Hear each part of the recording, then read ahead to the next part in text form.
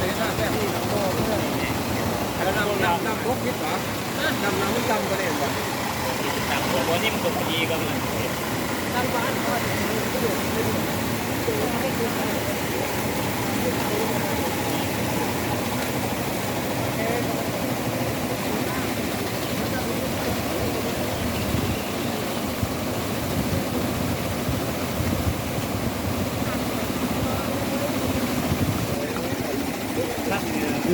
ตั้งโต๊ะตั้งโต๊ะข้างล่างเลย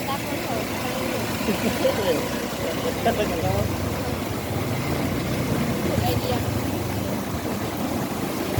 ตรงนี้ว่าเขาจะต้องเป็นลงเหมือนสารคดีตั้งเดิน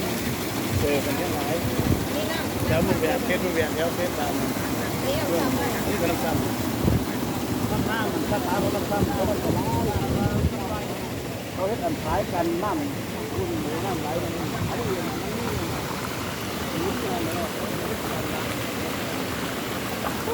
ปีน่ะเห็นมาสบายกันทุกเจ้าของหน้าแต่มาหน้าไม่มีไรเจ้าเดียวหรอก